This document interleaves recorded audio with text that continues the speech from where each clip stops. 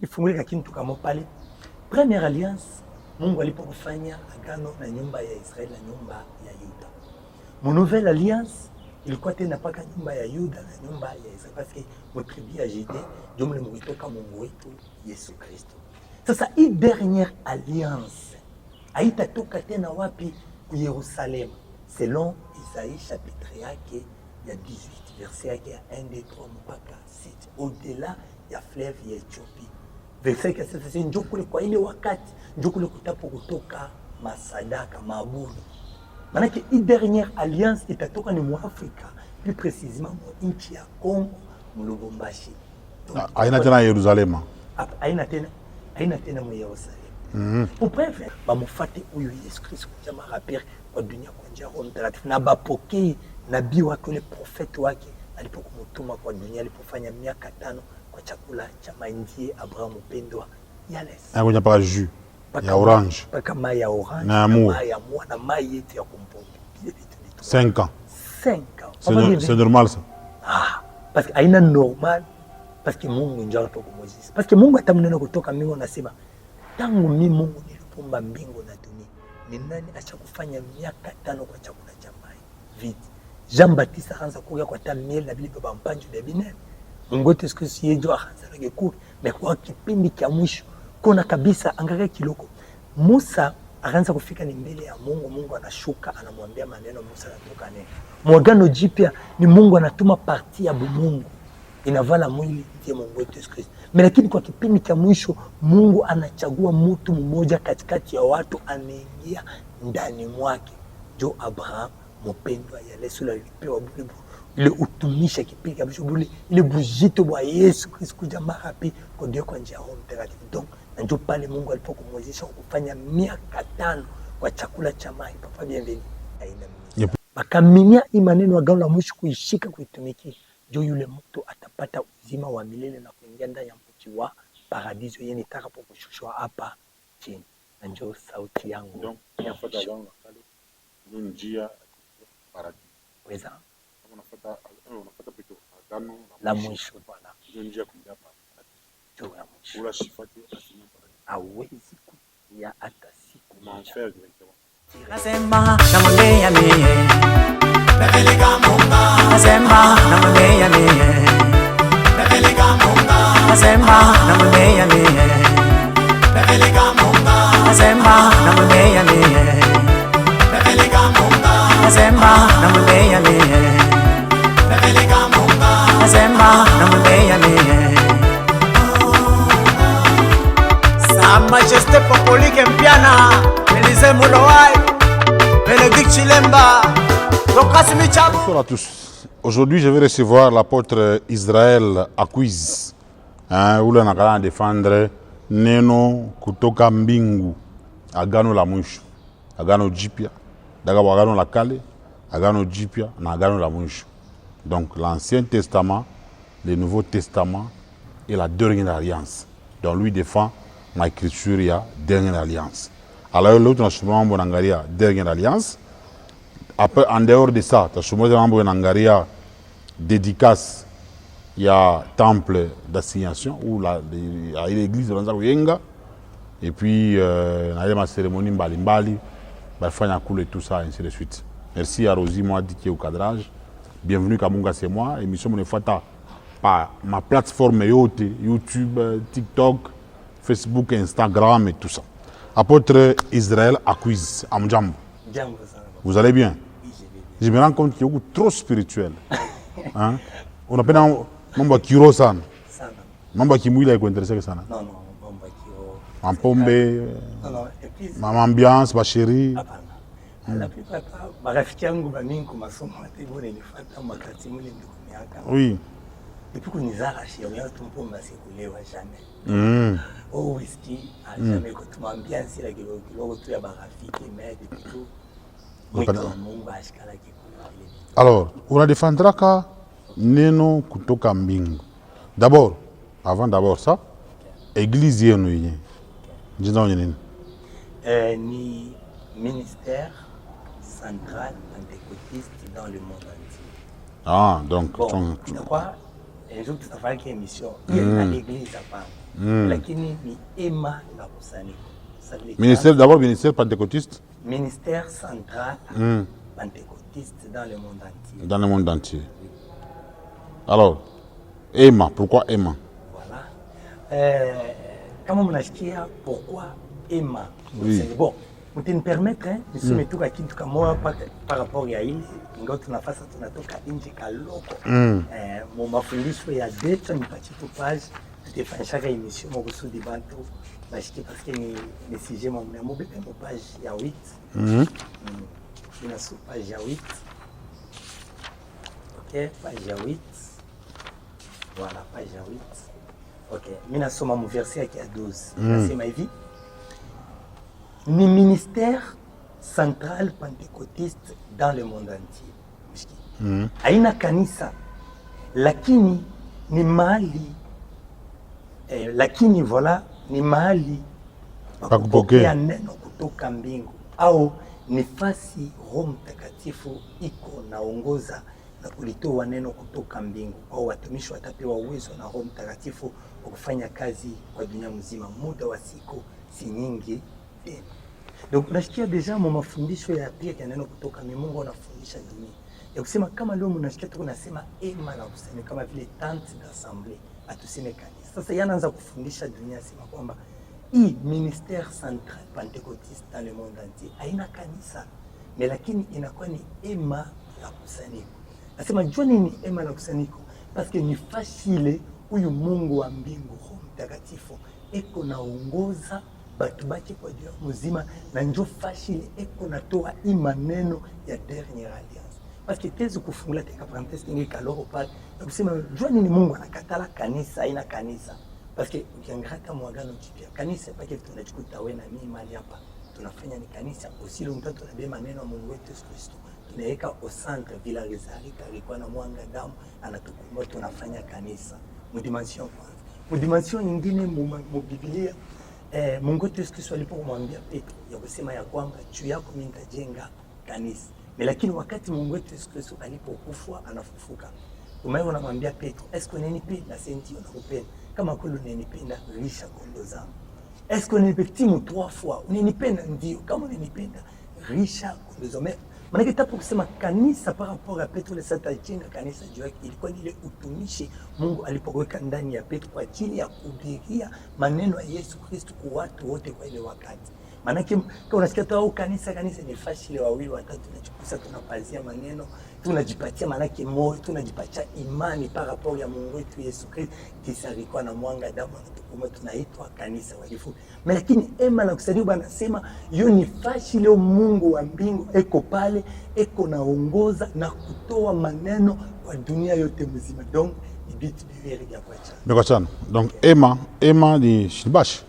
Bon, ema non, ema haina basi. Ema muswahili tunasema ça vile tante, voilà. En français tunasema. Asa mwa wanasema tante, mais murenga na brique tout ça. Voilà, merci. Une belle question. Mais kama unaangalia ile modèle tulipokuyenga ile ema, parce que zamani tukilorie mbele mwagano la kale ema. Yokuwa ni sofo mbele habitation ya ba Moïse kwa ile wakati mandati ilikuwa hivi. Ngone yeye. Nafasi ile pariku ya sanduku ya agano ilikuwa ni mutante d'assignation, ilikuwa na yoni mpaka muema. Donc kwa ile wakati balipo kuyenga selon ma moyen ya boko ile wakati. Abash bali kama miti banawe. Na shikona hii modernisation mu 21e siècle. Tunapewa mabrique, mamwalo bile vitu vyote. Na wakati tunafika kumjengea mtu tutamjengea ema hii, mais ingo tunatumikisha mabrique na mamichanga ile vitu vyote. Lakini ni ema la kusanya. Voilà. Alors, aujourd'hui, quand on regarde la Bible, il est divisé en deux. Ancien Testament et Nouveau Testament. Qui sont la dernière alliance.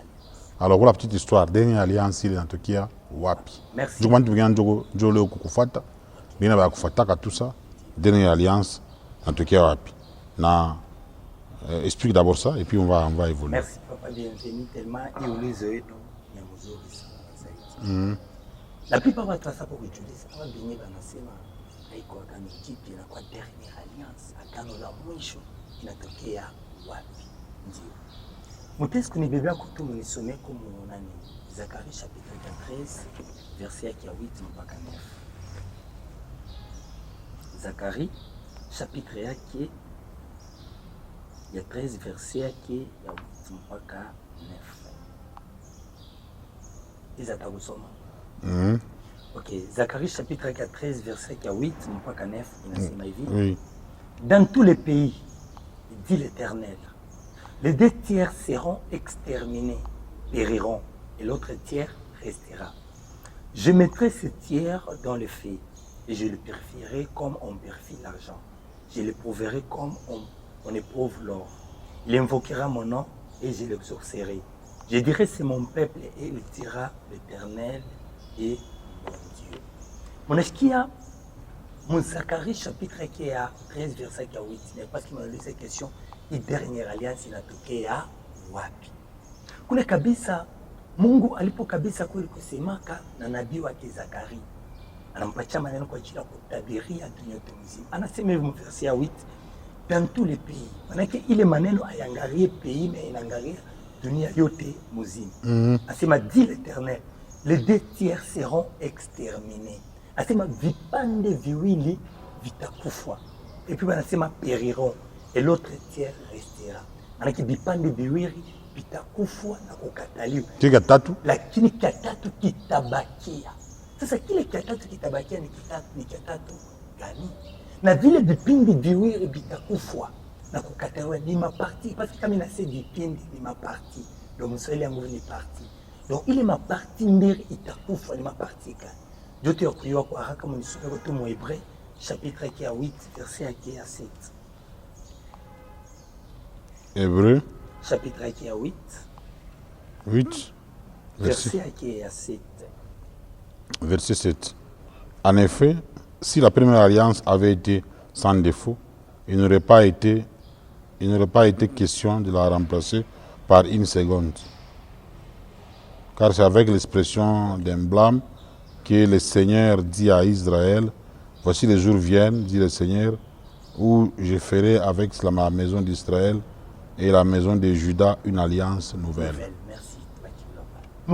En effet, si la première alliance avait été sans défaut, asema kama kile kipindi cha kwanza akikuwa na makosa, asema nini?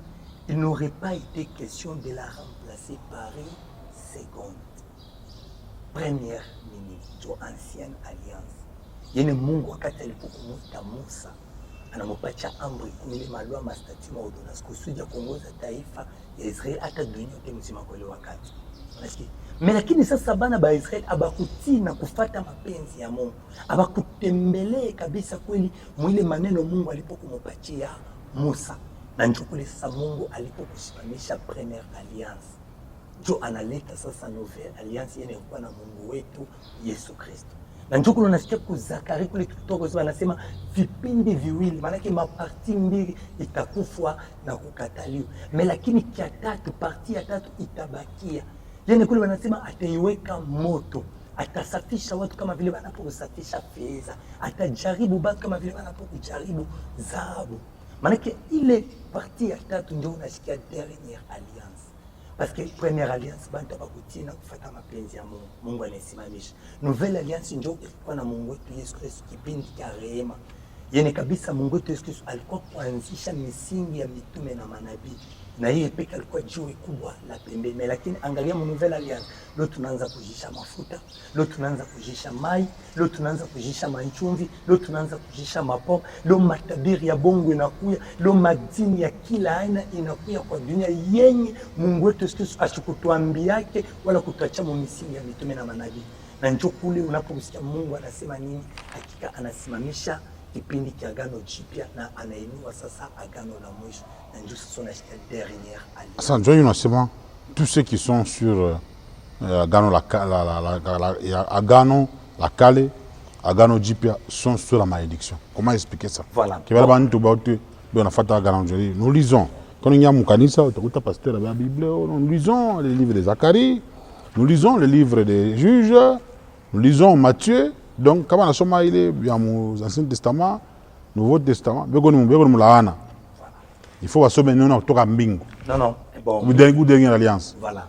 Donc sio kusoma maneno kutoka mbingu lakini kufuata agano la mwisho na maneno yake yote. Ani j'explique. Mutesi kunisaidia kwa mnisomee kwa tu mon Galates chapitre 3 verset yake ya 10. Galates 3. Galates chapitre 3 verset yake ya 10. 3:10. Car tous ceux qui s'attachent aux œuvres de la loi sont sous la malédiction. Car il est écrit, maudit et quiconque n'observe pas tout ce qui est écrit dans les livres de la loi et ne les met pas en pratique. Merci, papa. Galates 3:10. C'est ma car tous ceux qui s'attachent aux œuvres de la loi sont sous la malédiction. Ilikuwa ni mtume Paulo iko naambia watu wa Mgalati ya kusema kwamba bale bote beko sous la loi. Manake katu wanabeba nasema bale bote beko sous la loi, tunaona ni première alliance. Parce que wakati Mungu wetu Yesu Kristo alikuwa mu nouvelle alliance, alipo kabisa kwa kushimamisha première alliance. Et analeta nouvelle alliance. Parce que le peko ancienne alliance panakuwa na nouvelle alliance. Jomule mu Hebreu tuliposema masiku inapokuja Mungu wa milele anaposema atafanya na nyumba ya Yuda na nyumba ya Israeli agano jipya. Unashiki? Sasa wakati Mungu wetu Yesu Kristo anakuwa na agano jipya, bale bote abakupende kumufata Mungu wetu Yesu Kristo mu agano jipya, baripenda babaki sous la loi, manake mu agano la kale, bale bote bakuwa sous la malédiction. Parce que kisoma tamu nani mu Jean 14, Mungu wetu Yesu Kristo anasema je, mimi ni njia, ukweli na uzima. Manake hakuna mtu atapokwenda kwa Baba pasipo kupitia Baba. Paki ilikuwa ni wapi? Ni mwagano jipya. Donc hakuna mtu kwa ile wakati Mungu wetu Yesu Kristo kwa na agano jipya mwenye atapokurithi ufalme mbingu pasipo kupitia mwagano jipya. Sio ngata ule engine riche. Basi mwalimu, mimi nitafanya nini kwa ajili ni rithi ufalme wa mbingu? Asi unaya amri kama saa ile mimi naitumikia hapa. Ni vizuri. Lakini wewe ndio kujishi mali yako yote na ufanye ni unifate. Ndio utapata uzima wa milele. Na kusema kwamba bale bote abakumfataki Mungu wetu Yesu mwagano jipya balikuwa sous la malédiction. Na ni kama vile kwa hii agano la mwisho, wakati tuko na mhubiria huyu Yesu Kristo Mungu wetu kuya mara pili kwa dunia kwa njia ya Roho Mtakatifu, wakati anakuya anasimamisha kipindi cha agano jipya, anenua agano la mwisho, bale bote abatapenda kumfuata huyu Yesu Kristo na kumtukuza katika Roho Mtakatifu kwa hii dernière alliance, bakipende kubakia mwagano jipya hivi na beko sous la malédiction. Jambo tamu neno kutoka mimi mafundisho ya 6. Kichwa cha neno inasema je, mapigo, mvuruko na laana kwa wenye kufata agano jipya. Maana huyu Yesu Kristo wakati anakuwa mara pia kwa dunia kwa njia ya Roho Mtakatifu, anasimama kwa ajili ya kuambia dunia kupitia Abrahamu upendo wake. Sasa ambia watu bale bote abatapenda kufata agano ila mwisho, hakika ni watu bataishi mu mapigo, mu mvuruko na mulana itabafata. Maana yake ni kusema je, papa bienvenue, pardon. Est-ce qu'il y a une différence? Oui, coucou. Une différence, il y a agano la kale, agano jipya na agano la mwisho. Merci papa bienvenue. Tellement la question ni tellement mzuri sana kusaidia bali bote ba papa na ba mama bako na tufata. Kuku différence tena munene sana na zaidi. Bon, ta simplicité. Ta simplifier maneno. Agano la kale ilikuwa ni kipindi cha œil pour œil, dent pour dent. Oui. Loi d'Italien. Voilà. Dicho kwa dicho, jino kwa jino. Voilà. Mnashikia? Oui. Wakati Mungu wetu Yesu Kristo anakuja mwagano jipya, analeta nini? Rehema. Maana anakuwa kubadilisha ile ukali yana kuleta nini? Rehema. Mnashikia? Na ukisoma kama Matthieu chapitre ya 5 verset 48, ati murishikia kama niambia kani œil pour œil, dent pour dent. Mais lakini leo mimi naniambia bakakupika kapata huko kutwatu kumpresenter na yeye. Donc anakuwa kugeuza, analeta rehema. Mais sasa hii dernière alliance Mungu iko nasema ni hakuna rehema. Inakuwa ni kipindi cha ukali wa Mungu. Na shikia mbele anasema ancienne alliance. Manake agano la kale. Ancienne alliance panakuwa nouvelle alliance. Mais pia inakuwa na maneno inachana na agano la kale. Na hii dernière alliance nayo inakuwa nayo na maneno iko achane na agano jipya hata na agano la kale. Donc ile alliance yote trois iko yene kwa chana. Asa neno agano la kale ya mpendwa Abraham, mpendwa Yelesi ilikuya njuu ya bantu beushi, njuu ya bazungu, ou bien njuu ya baindien, njuu ya bachinois, ou bien ni parole moja inaconcerne mpaka bakongole? Hapana, bon, miki ya kusoma mneno kutoka mbingwa parce que ndio batu basikie mutabe tu mu page ya 7 nimesomea verset ya 10. Inasema hivi. Voilà, yole. Inamisomea inasema hivi, mafundisho ya pili verset ya 10 ya neno kutoka mbingwa kana mwisho inasema hivi. Na neno hii ya kipindi cha mwisho cha Roho Mtakatifu kitatangazika wa dunia mzima kwa ajili ya watu wote wafuate mapenzi ya Roho Mtakatifu, kwa wazungu pia kwa watu weusi, kwani Mungu wa Alfa hakuwa wa wazungu tu wala wa watu weusi tu, lakini ni Mungu wa dunia yote mzima. Dans la parole d'une alliance, ni kwa ajili ya dunia yote mzima, bazungu na beusi. Parce que tu ifungule kitu kama pale Première Alliance, Mungu alipofanya agano na nyumba ya Israeli na nyumba ya Yuda. Mon Nouvelle Alliance ilikuwa tena paka nyumba ya Yuda na nyumba ya Israeli, parce que mtribu ya Juda ndio mlitoka Mungu wetu Yesu Kristo. Sasa hii dernière alliance haitatoka tena wapi? Yerusalemu, selon Isaïe chapitre yake ya 18 verset yake ya 1, 2, 3 mpaka 7, au-delà ya fleuve ya Ethiopia. Verset ya 7 ndio kule kwa ile wakati ndio kule kutapo kutoka masadaka mabudu. Manake hii dernière alliance itatoka ni mu Afrika, plus précisément mu nchi ya Kongo, mu Lubumbashi. Haina tena Yerusalemu. Haina tena mu Yerusalemu. Uprefe kama neno nakasemaka sana. Ukiangalia pa internet, papa bienvenue, utaona mu Capernaum, ule ancienne synagogue. Fashile Mungu wetu Yesu Kristo shimamo onobi banalamuka banakuta carte ya RDC ishakuwa apparaître pale. RDC c'est ni grande puissance comme américain, ba japonais, ba chinois, mais dès carte RDC itenda ku apparaître dans l'ancien synagogue kule ku Capernaum. Manake ni message yene Mungu eko na bambia ba Yuda ba Israeliti ya kusema kwamba ule Yesu alipokuanza kusimama hapa eko na nubiri ule murimukatana murimupika murimutunjika musegonde veni gisi peka alipose atenda na atarudi mushimuchungi mu Yerusalema, lakini mwende wapi? Mu RDC. Na RDC unashikia kabisa hata maneno kutoka mimi mafundisho ya 17 nchi ya Kongo inainuliwa kwa dunia yote mzima, paski ndani mumulitoka un prophète wa dernière alliance. Kuinuliwa kwa nchi ya Kongo, papa bienvenue watoto wana tufate, haina kusema ndio paske mairanium makolta ibona kombania koma paske kuko kitu kya Mungu kiende kabisa. Mungu alipokushusha ndani ya nchi ya Kongo, na ndio pale imaneno haiko tu paka abati basi na bazungu na beusi bote inabidi bashike ineno kutoka mbingu, hata kuliko kwa Yerusalemu baipoke imaneno na baitumike. Donc hii makanisa yote wanahubiri Nouveau Testament, Ancien Testament. Il faut bachi kule kubiri kule. Okay. Ba wewe ineno hii banze kubiri. Voilà. Jua tapata wokovu. Batapata wokovu. Bon, mimi nafikiri tena kujiexpliquer pale. Oui. Ya kusema hivi ile mnasema ni kweli. Parce que Mungu hawezi kuinua maparti mbili kwa mara moja, itawezekana.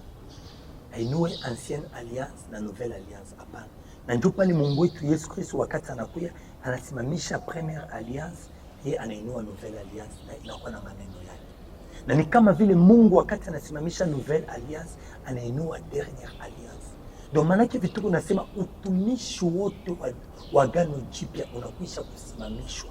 Sasa inakuwa ni utumishi wa agano la mwisho wenye unakuja na Mungu wetu Yesu Kristo wakati anakuwa mara pili kwa dunia kwa njia sasa ya Roho Mtakatifu. Maana kiba pastor bali bote Mungu kona baita kwa kipindi cha mwisho bakaribie mali pa ema la kusanyiko, bachugue ineno kutoka mbingu, bende bakaingishe ndani ya makanisa yao kusudi bamubirie huyu Yesu Kristo jamaa pi kwa njia Roho Mtakatifu kama vile simba kwa ajili sasa ya kutenganisha magugu na ngano. C'est comme ça. Oui, maintenant comment retrouver ça? Ok, c'est simple. Inabidi tu bana Twitter tunaonana, tunabaonesha mbele gisi kazi ya Mungu iko na kule kabisa banafundishiwa anabeba, parce que hakuna condition yote si hivi na hivi. Parce que Mungu anasema ini neno ya dunia yote mzima. Inabidi kukaburia batu wote bapate kabisa kumjua Roho Mtakatifu kwa hii dernière alliance anapenda ni. Parce que mon première alliance ilikuwa ni jina la Mungu litukuzwa kwa Baba. Mon nouvelle alliance ilikuwa ni jina la Mungu litukuzwa mwana kwa jina Mungu wetu Yesu Kristo. Sasa kwa hii dernière alliance Mungu unapenda hii jina lake Mungu itukuzwe kiroho kusudi ile majina tatu ipate kufanya kazi na kutukuzwa kwa dunia. Mungu Baba, Mungu Mwana na Mungu Roho Mtakatifu. Donc hakuna condition yoyote iko pale kusudi batu bapate livre ni kuwafundisha kuwaambia kile Mungu anapenda tuwapatie. Wao pia kule batenda Mungu kupitia neema yake atabafundisha na kubongoza mbele, lakini bamhubiri sasa Yesu Kristo kuja mara pekee kwa njia. Je voulais un peu savoir, de manière générale, neno la kutoka mbingu ni mambo gani prophète au mtume Abraham mpendo Elesa expliquer de manière générale, de manière globale, parce que en Bible Mungu ma histoire ya bantu mambo ya vita, ya mariage, ya maproblème ile, mapoème ile ya zamani, raconter vile David aroa, aliwa ya mtu mwingine tout ça, raconter mkumu na muna partie historique ya Bayuda. Sasa hiyo hii neno kutoka mbingu, Mungu ni mambo kani ile raconter mo histoire du Congo parce que c'est un prophète congolais. On devait avoir aussi quelque chose du Congo, mon parcours et tout ça. On raconte quoi dans ça? Merci. D'une manière générale, pas vraiment assez même sur ma point parce que là il expliquer quoi qu'il faut plutôt. Ile mnasema ni lazima ndani ya neno kutoka mbingu.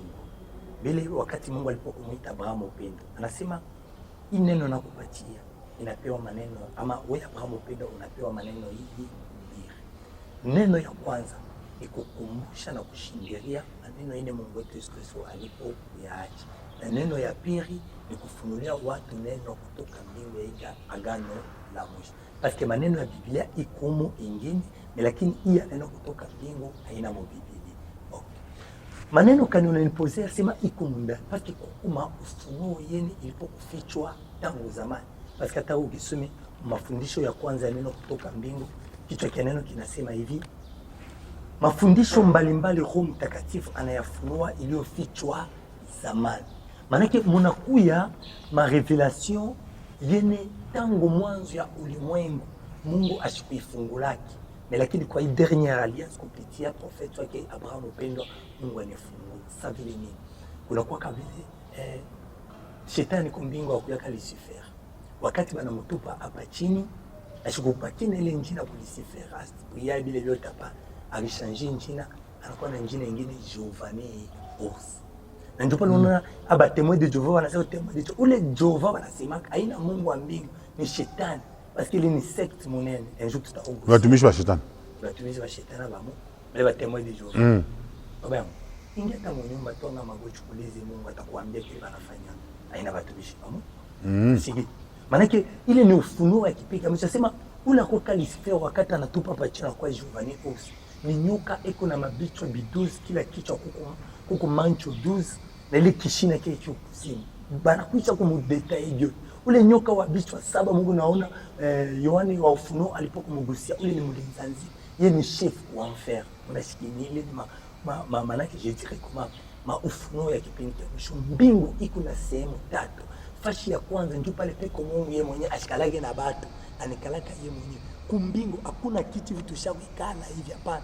Mungu anapoketi ni juu ya makerubi, ndio kiti kia Mungu.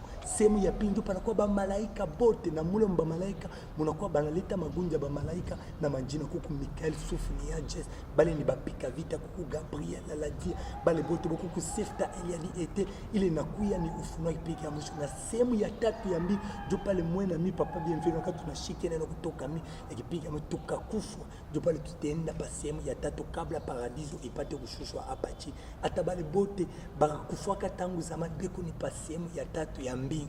Donc kukuma ufunuo ya mingi sana na zaidi yene Mungu anafungula kwa hii dernière. Anafungula tina siri ya shetani na organisation ya shetani na ba malaika par-ci par-là na pia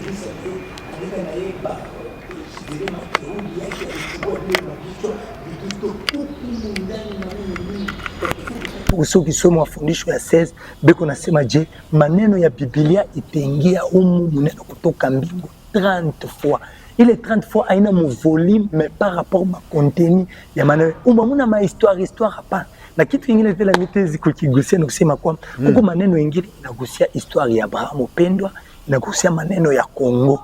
Na ile yote wakati tuko naisoma tuko naifundishia ndani mule moko maneno ya uzima wa milele. Donc il a fait partie. Donc c'est trop spirituel, il y a beaucoup de découvertes. Il y a mingi. Bile bintu ngwa kusema ke mu première alliance na nouvelle alliance. Dernière alliance. Kama tout le monde anasoma ata comprendre que il y a la profondeur. 30 fois plus que la Bible. Plus que la Bible. Aina mu volume même contenu bile bia tani 30. Parce que mu Bible tukitosha ma histoire ma pamoja vitu hapo kusema ile maombi mamimbo yale yote. Maneno ni kiloko. Pour preuve amri kumi Mungu wetu sema hii amri mbili hii je na nglobe yote ile kumi. Na lazima yote kumi. Voilà, mnashiki. Mais lakini tunabeba kumi ni 10 ou mu nouvelle alliance 2 na nglobe ile yote. Hii ingine ni kukamilisha tu ile mbili ili kusudi watu bafanye nini bapate kweli. Mais lakini neno kutoka Mungu anasema 30 fois plus que Biblia. Donc neno kutoka baba yangu tuteze kufanya kila siku maemission na maemission madeba na donc kuko mambo ya mingi sana na c'est parce que mon nouvelle alliance mbele Mungu wetu Kristo injili yake ilikuwa ni maparabole. Sasa kwa hii neno kutoka mbingu maparabole ya mingi Mungu wetu Kristo ashikuexplique mais kupitia neno kutoka mbingu anaiweka kiwali. Donc tukifanya ile tuingie mu développement mule donc neno kutoka mbingu ni 30 fois plus que la Bible. OK. Maintenant, bale wanasoma agano la kale, bale wanasoma agano jipya, bale wana ma vision. Voilà. Dieu leur parle. Dieu m'a dit. Ma sœur, tiens-toi debout. Dieu m'a dit. Mungu anasema hivi. Mungu anasema hivi tout ça. Bien wana maonyo, wana ma vision, wanafanya miujiza. Et pourtant Yesu Yesu alisema tazama wale wote wataniamini watasindikizwa na miujiza. Asa, comment se fait-il que bantu bale beko sur la malédiction mais bien on a maonyo on a miujiza na Mungu anabasemezea et quand avec précision là et il donne même des solutions aux problèmes des gens. Alors vous répétez quoi par rapport à ça? Merci papa, bienvenue. Bon, ça va on est bébé kutoka kama le page 24 ya neno kutoka mbingu. Page 24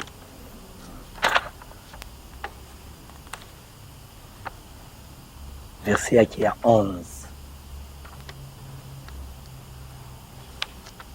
Je vois. Okay, inasoma inasema hivi.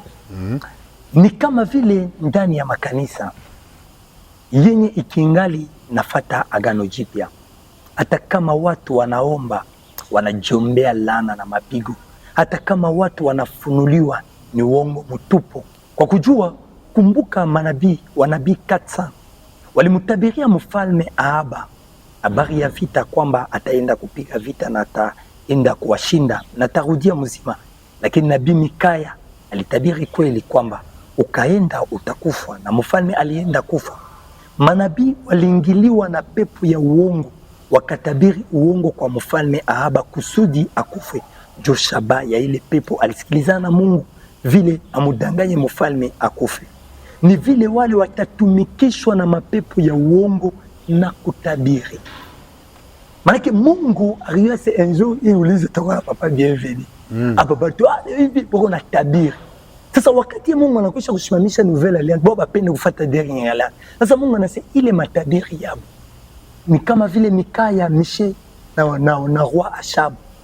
Wakati alipenda kwenda kupika vita, banabii Katsa bote banasema Bwana anasema uende utapika vita. Mais Mikaya anasema niliona wana wa Israeli walizambazwa. Aujourd'hui vous dites kurudi kwa Yesu Kristo kwa njia ya Roho Mtakatifu. Pour vous, ndio dernière alliance. Yesu anarudia kunjina na Roho Mtakatifu. Na mafundisho yanasema iko trop spirituel, 30 fois plus que la Bible. Alors vous répétez comment, vous comparez quel est le parallélisme entre le kurudi kwa Yesu mu Actes des Apôtres unafungula pale na ile ya nani ya hii neno kutoka mbingu agano za kale, agano za mwisho. Okay. Papa bienvenue, bato tabale bote ba unatufata batayua kuku bintu ibi ndiwiri kuku uwezo wa Roho Mtakatifu na kuku sikize Mungu wa Roho Mtakatifu. Ile kwa ni uwezo wa Roho Mtakatifu. Voilà. Tutaweza hata kusoma Actes des Apôtres chapitre 1 verset 8 inasema hivi. Verset 7 inasema hivi, il a répondu, ce n'est pas non, tu bébé tout 8, mais vous recevrez une puissance, le Saint-Esprit surviendra sur vous et vous serez mes témoins à Jérusalem, dans toute la Judée, dans la Samarie et jusqu'aux extrémités de la terre. Dieu n'y va préciser pas, mais vous recevrez une puissance, le Saint-Esprit surviendra sur vous. Manake ule ba mitume yale ba mitume walipokupata haikuwa umungu wa Roho Mtakatifu, ilikuwa ni uwezo wa Roho Mtakatifu. Na njoo nini batapewa ile uwezo wa Roho Mtakatifu? Jo bakuba témoin mujide jusqu'aux extrémités de la terre. Unashiki? Manake uwezo wa Roho Mtakatifu haikuanzi mu nouvelle alliance hapa. Hata ile majabu na muujiza Mungu Musa alipokuanza kupasula mer rouge, ile majabu matendo mawele ni kupitia uwezo wa Roho Mtakatifu. Hata kwa hiki kipindi cha mwisho majabu na muujiza ile Mungu anatenda mahali pa ema na kusanyiko ni kupitia uwezo wa Roho Mtakatifu. Lakini hii kuna ubiria watu kujia kwa Mungu Yesu Kristo mapi kwa dunia kwa njia ya Roho Mtakatifu.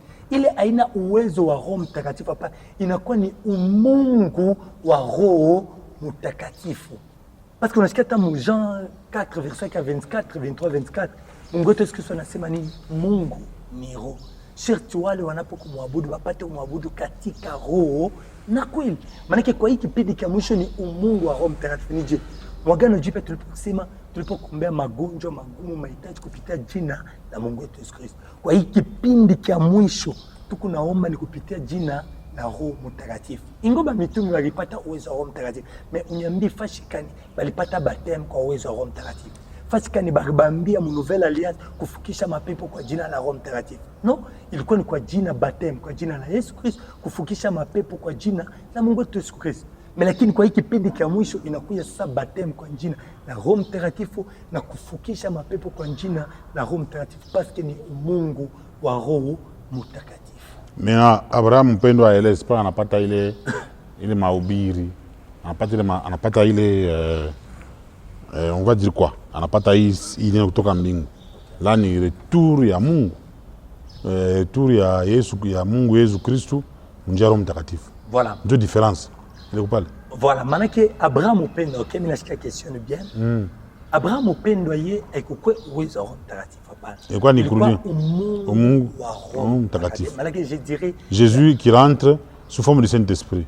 Manake anakuwa mara pili kwa dunia kwa njia sasa ya Roho Mtakatifu kwa ajili ya kutimiza imani tatu Baba, manake Mungu Baba, Mungu Mwana na Mungu Roho Mtakatifu. Yeye alipokea ni Mungu wa Roho Mtakatifu. Voilà, il y a 20 minutes qui nous séparent de la fin de cette émission. Parlons un peu, il y a dédicace, il y a ile Emma, il y a temple. Donc, on a kanisa moya na temple. OK. On a kanisa mpango wa muntu ou bien c'était comment? Donc on a kanisa pashipo temple. OK. Bon. C'est comment? Tulianzia mbele kwa mnyumba kisha mnyumba Mungu anatosha nje, tunaweka mabashi tuko, mabyuma tunaweka. Kisha pale tunatosha, tunaweka malata. Kufika wakati Mungu anasema hapana. Biote inabidi mfanye nini? Bitosha. Ndio tulipokutosha biote bile, shibenyewe batumishi tunajikongola, tunapikisha mamabrika, shibenyewe tunaweka, tunamuyengea Mungu hekalu. Mpango wa mtu. Bon, hapana ile tutazosema bon mpango ni ya mtu ndio, ila tu sasa tunaritia hapana ni mpango ya mwenye c'est visionnaire Abraham upendo, mpango alipokuacha wala njo kule tulipokuyenga. Mnaka bantu bengine mbele ya côté. Weza. Mungu bantu bengine kala mule. Bon, bali bon nekala mule c'est juste la famille. La famille oui. La famille tout, na shi tunayenga mule hekalu ya Mungu kwa chini. Bon, ni quand unafika mu ville na beba unapale pa 30 jours pale pa marché pale, unaliza tu mabisi ya kwenda Kongo. Kibebe le bisi ya kwenda Kongo, unafika pa Arocarias kwa Nkiweli, banakushusha pale. Unabeba ta petite soit moto na sima bakwache de la Roachip ba école à maman Mbou. Samule mo avenue de la paix tout juste comme l'école à maman Mbou tout apôtre Israël soit kanisa ya gano la mwisho.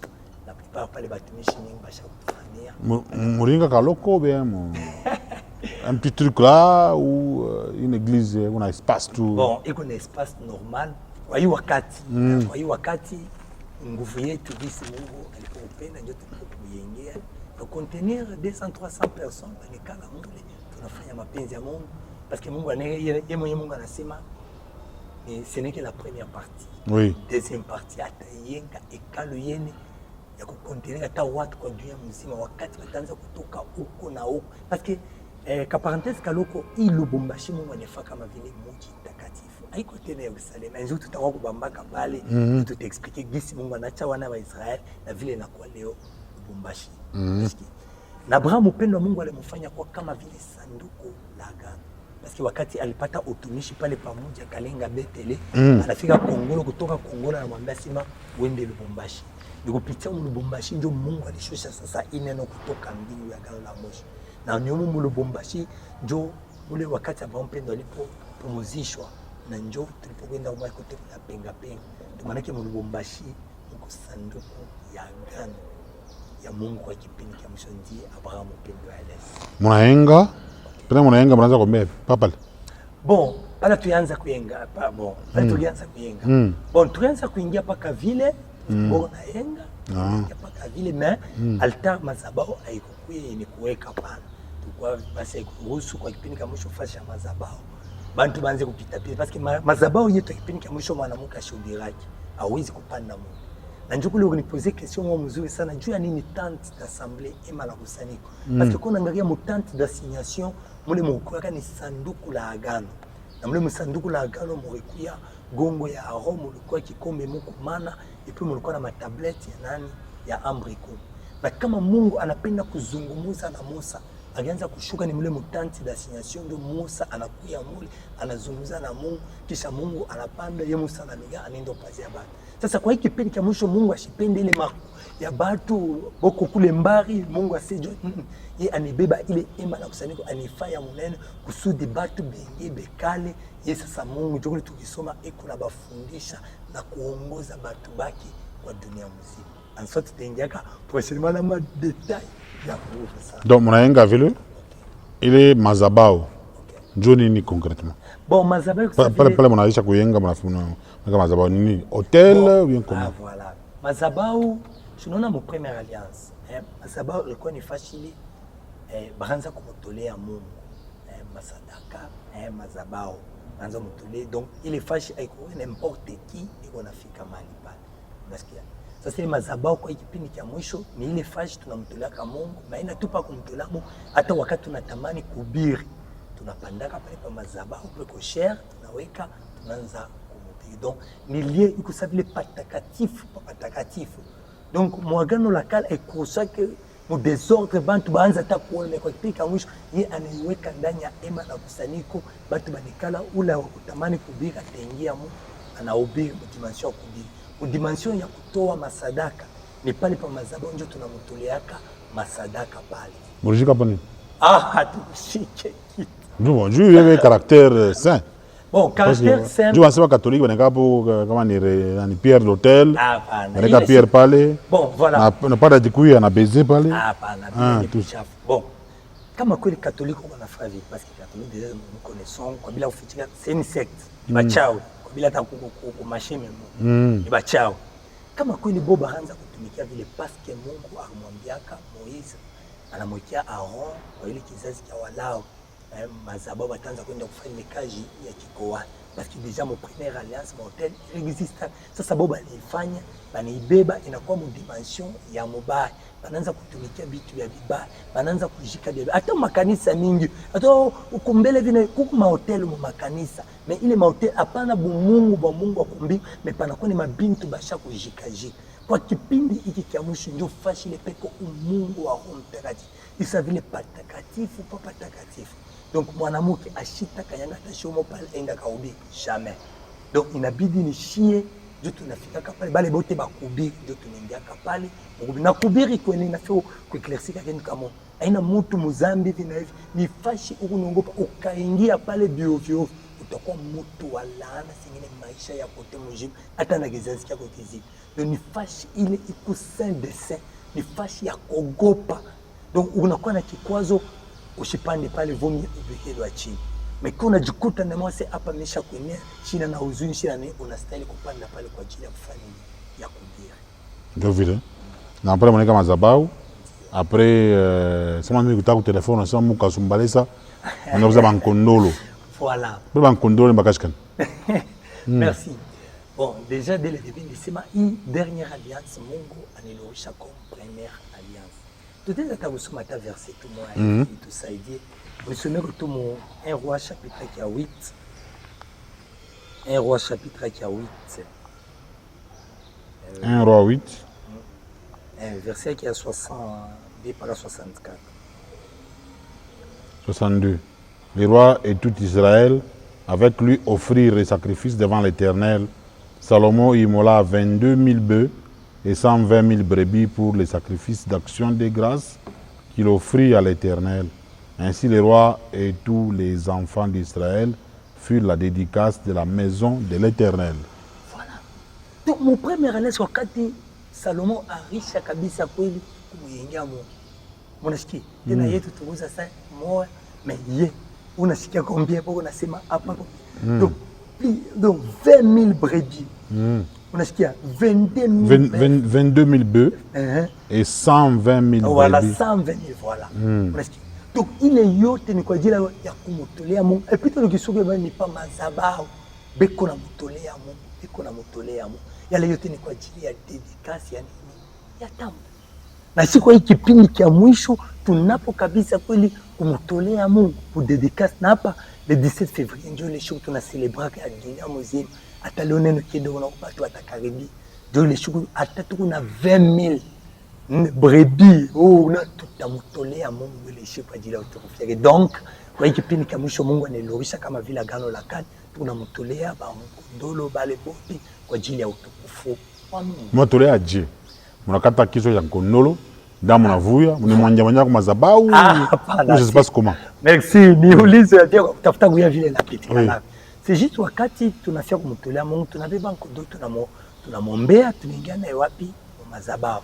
Kisha kwa mazabau tukubate mule tunabe bon Mungu pokea matoleo yetu kama vile upokea matoleo ya wakale ba Moizi bale bote kupitia matoleo kazi funguke kupitia matoleo hivi na hivi tunamtoa ifeli tutakata kichwa damu inamwangika kwa madhabahu deja Mungu anakubali ile maneno. Après les nyama voilà après kumtolea vile ile nyama ile tabakia Mungu kwa hiyo agano la mwisho autoruhusu asema amute ichoma hapana. Lakini wakati mnamtolea mnabeba sasa ile nyama mnafanya nini? Mnaitengeneza, mnaipika. Ipika tena seloma kunisha Mungu shikalanga ni kupika tu vile watu wanatengeneza bien, banaweka na kwa bien representable. Banaweka tunaanza tunaanza kukaburia mtu kila familia mpaka vile agano la kale ilikuwa kila familia banabeba anakuwa tunaisha sasa kupitia ile matoleo. Kona ni mapenzi ya Mungu bami kwa shughuli yako. Et après il y avait encore d'autres cérémonies en dehors de ça? Non, en dehors de ça, kuna cérémonie nyingi. Kuna isha mkimtolea vile Mungu anasema hakika nakubali matoleo hii. Mtezi mnatolea. Kuna isha pale kisha kumtolea vile bon.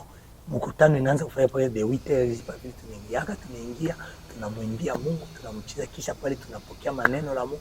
Kumwisho tunaweka pale tunakabula chakula mbele batumishi bote batakuya tunakabula loko okay tunafurahi masikrema tunakunya pale tunafurahi inaisha. La ile na signifie nini?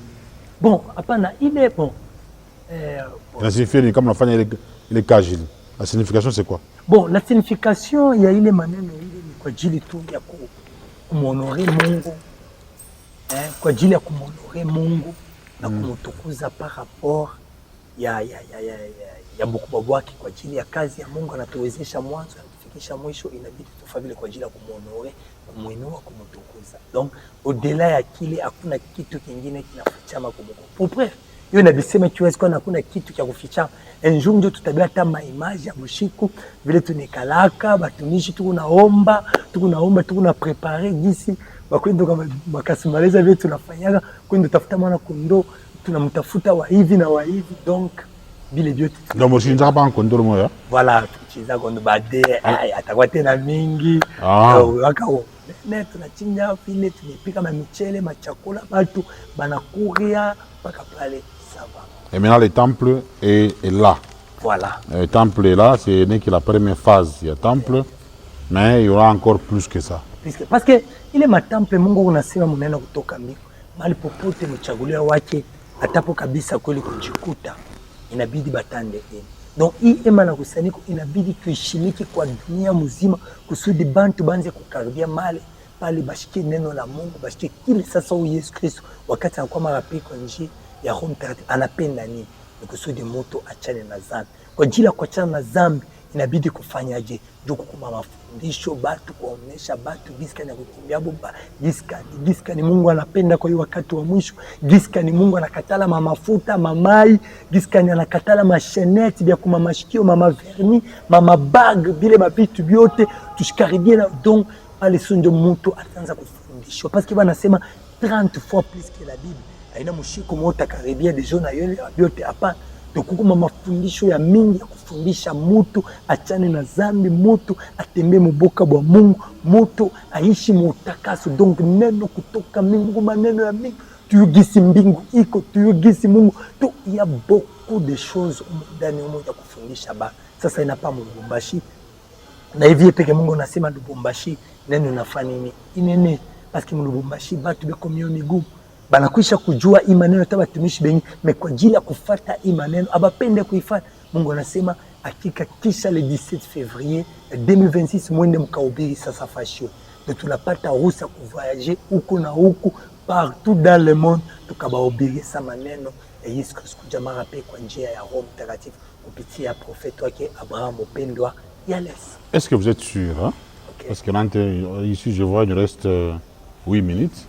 Est-ce que vous êtes sûr que une neno réellement il t'a touché dunia mujima na bantu watoto wapi na wapi ndio itafuta parce que visiblement vous l'expliquer c'est comme qui dirait tout le monde, tous les habitants de la terre, bazungu, beushi, baindien, tout le monde doit suivre ça pour avoir les saluts. Ah oui. Vous êtes sûr que tout le monde va suivre ça? Oui oui. Papa bienvenue. Bon ninjo ça déjà nenda jour tout à terminer cette émission. Muneno kutoka mbingu Mungu anasema hivi. Jean-Baptiste hakuwa yeye mwenyewe peke yake mchango iko na ubiri neno. Kona ile maneno alipokuanza kuyahubiri ilikuwa ni ya maneno ya kutoka kwa Mungu. Batu wanaanza kutoka mwingine wanaanza kufuata mu desert, mchango. Sasa Mungu Roho Mtakatifu anamwambia Abrahamu pe, lakini hii neno yangu haina mchango, iko katikati ya watu itashinda kutawanika. Tukule Mungu alipomwambia Abrahamu pendwa, pazia hata mtu huyu moya mimi peke yangu itaitawanisha neno kwa dunia yote mzima. Donc haiko kwa nguvu yetu, haiko mu mapenzi yetu, ndio neno itapo utawani kupitia uwezo wa Mungu, ndio atapo kuitawanisha neno kwa mipaka yote ine ya dunia yote mzima. Donc papa bienvenue na nyambia leo na mwanjike kupitia emission.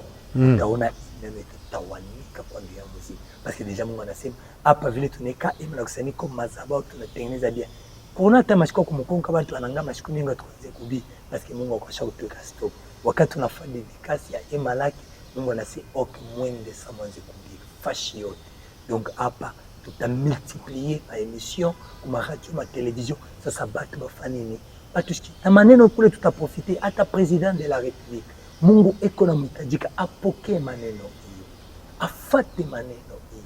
Ba gouverner, ba maire de la ville, bapokee maneno hiyo. Na njo tutaona mafanikio ndani ya nchi ya Kongo. Njo tutakia kubambaka kuhusu ba president yetu. Sasa pale mnagamu kanisa pale. Meza? Pale mnagamu kanisa. Ndio hapa. Mnagamu na ubiri je. Bon, tunobiraka kama vile batu bote papa bienvenue. Tunobiraka maneno ya Biblia tunaikumbusha na kuishindiria et puis na neno kutoka mbingu maneno mapi mpaka vile tuna mtu anapanda kushare kama vile Mungu wetu Yesu Kristo wakati aliingia kama hekalu anaenda beba livre ili anafungula na mkapa maneno ya Isa anaanza kusoma anaanza kufundisha bado na si ndio vile wa kipindi cha mwisho sasa kuhubiri kile tunashimama tuko na ubiri normalement kwa ajili ya kuonesha batu sasa mapenzi ya Mungu bamfuate huyo Yesu Kristo kwa mara pili kwa dunia kwa njia ya Roho Mtakatifu na bapokee nabii wake ule profeti wake alipokumtuma kwa dunia alipofanya miaka 5 kwa chakula cha mainzie Abraham mpendwa Yales. Ngoja paka jus. ya orange paka mai ya orange na mai ya mua na mai yetu ya kumpote 5 ans. 5 ans C'est normal ça. Parce que aina normal parce que Mungu ndio anatoka Moses. Parce que Mungu atamnena kutoka mbingu anasema tangu mimi Mungu nilipumba mbingu na dunia ni nani acha kufanya miaka 5 kwa chakula cha mai vite. Jean Baptiste anza kuja kwa tamiel na bili baba mpanju de binene. Mungu wetu siku siyejo anza rege ku na kwa kipindi cha mwisho kuna kabisa angalia kiloko. Musa akaanza kufika ni mbele ya Mungu, Mungu anashuka anamwambia maneno, Musa anatoka neno. Mwagano jipya ni Mungu anatuma parti ya Mungu inavala mwili ya Mungu wetu Yesu Kristo. Lakini kwa kipindi cha mwisho Mungu anachagua mtu mmoja katikati ya watu ameingia ndani mwake. Jo Abraham mpendwa ya Yesu alipewa bure ile utumisha kipindi kabisa bure ile bujito bwa Yesu Kristo kuja marapi kwa Dieu kwa njia ya Roho Mtakatifu. Donc ndio pale Mungu alipokumwezesha kufanya miaka 5 kwa chakula cha mai. Papa bienvenue. Et puis il était mort. Après les 5 ans. Non. Kama kweli alipokufariki haina si parce que njala. Non, parce que Mungu alipokumwambia maneno kutoka mbingu kusema kwa wewe si zaidi ya miaka 6. Maana 6 ans haitene. Mafundisho ya 23 kuna anamwambia hakuna neno na kazi tena kwa upande wako. Vyote vinakwisha kufanya nini? Wewe. Donc mission ya Abraham upendo wakati Mungu amleta kwa dunia ni kwa ajili ya kuambia watu sio tena agano jipya, inakuwa ni agano la mwisho. Ilikuwa ni atoe sasa hii maneno kutoka mbingu alipika mwisho. Yenu kisome mu Jean 16 verset 12 Yesu Kristo anasema miko na maneno mengi ya kuniambia, lakini amutebeba hapa 13 wakati ule roho wa ukweli atakuja njoo ataniambia, ataniongoza na atasema na mwiki wazi kwa kifupi. Unasikia? Donc njoo kwa mission yake ya pili. Kisha pale mission yake nenea neno anatoa anaambia bata anaweka msingi kwa kipindi cha mwisho. Mungu anasema mission inafanya nini? Inaishi. Kusa wengine ndio watabeba neno na kuipeleka kwa dunia. Ndio moyo hapo. Joshiaba wa jeune. Wa Shiaba banabila gera mpaza sauti kituka Fabrice pale bote bakwa empêcher tukupale tayari na batumishi ba mimi mzee Michel mzee Jiko tukuba mingi pale ba mama bote biko pale tina bibi amchakuliwa mama Nathalie bana mjoo kwa njina mama mkuu tunafanya kazi ya mkusudi neno. Neno na ubiri. Hapana. Mnasema mke watapanda kwa nani? No. Bana mke mama bapande kumazaba ukubiri. Lakini batashimama kumabalabala kumanjia kupazia batu kama vile mwanamke Msamaria akakuwa anapampembea Mungu wetu Yesu Kristo. Kisha pala nenda ndani ya mji anaenda kupazia batu bote, naona masia, naona mtu mmoja ananitabia maneno yangu yote sio masia. Bantu banatoka kule banenda kule banamwona Yesu Kristo anabajenga anabafundisha. Na ni kama vile bamama mbali bote mabalabala huko na huko manji batapazia batu, lakini bale batu bakikuye mali pema na saniko batatukuta sasa shie ndio tuko na bahubiri maneno kipindi cha mwisho jinsi kanya kufuata kusema kwa Roho Mtakatifu hata mapenzi yake kwa hiyo wakati. Merci. Alors, tunafika mwisho wa emission. Ndio. Neno kanile unaweza kujiadresi sasa kwa telespectateur. Dunia mzima inakufuata sasa. Unaonyesha kwa bantu nini par rapport ya agano la mwisho. Ndio. Maneno ilitapo kusia batu baambia kuhusu agano la mwisho. Tasoma kwa mafundisho ya 8 verset 22. Mais mbele ni page 27. Page 27 tasoma kule inasema hivi. Akuta tembea vipindi viwili hayatawezekana.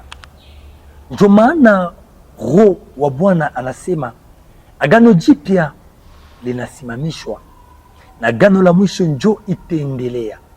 Uwezo wa Mungu ndani ya agano jipya umekwisha kuondoshwa, hata kama watu weko naingia ndani ya makanisa ni bure.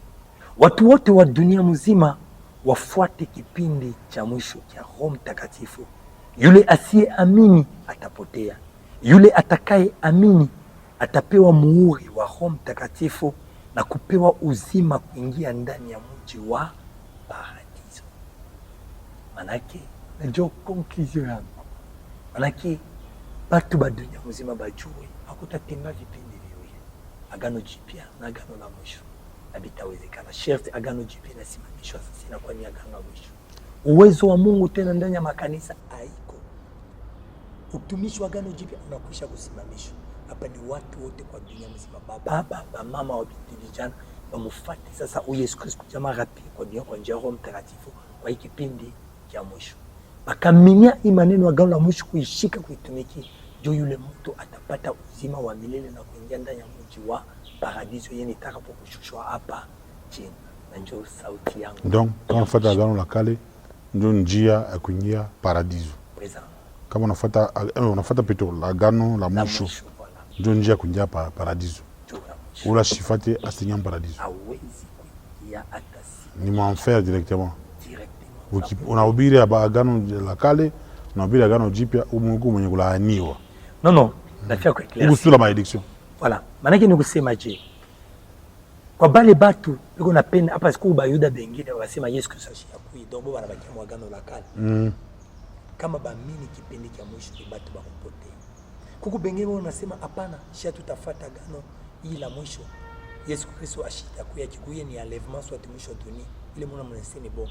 Kama akakufa leo anafanya nini? Anapotea. Maana hiki kipindi cha mwisho, dernière alliance, juu ya mwisho. Angalia tena papa bienvenue alors ancienne alliance, nouvelle alliance, la dernière alliance. Donc pale pana kwa dernière alliance hapana partie ingi. Na hii dernière alliance selon l'Apocalypse haitatoka mu Yerusalema, itatoka ni kwa Lubumbashi, la ville sainte. Merci d'être venu. Merci papa. Aksanti sana. Donc s'il faut comprendre, naturellement, umunjo mungu agano la kale, agano jipya. Donc kuna yabidi ongeze hii. Ongeza hivi. Takatifu ni na kwa dunia. Oui. Donc kama ongeze hii, donc mwenye kupotea. Faut change na hii. Voilà. Merci. Nous sommes à la fin. Merci à Rosie Moadi pour la technique. Bienvenue Kamunga, c'est moi, tout recevoir pasteur ou apôtre Israël Acquiz. Voilà, Israël Acquiz qui nous a parlé. Il y a le membre Nangaria Agano, la Kale Agano Jipia, mais plus Agano, la Mouicho, dernière alliance, ministère central pentecôtiste dans le monde entier. Vous avez le numéro de téléphone? Le numéro de téléphone est 097 097 444 78 5 à Vodacom. Oui. 083 38 69 029. Voilà. Donc 097 044 785 083 38 69 029. Mon numéro est apôtre Israël Acquiz. On a muita à te partager les nénos. Donc tout le monde, c'est sans condition. Vous en aurez aussi. Voilà, merci d'être venu et surtout à la prochaine. Merci.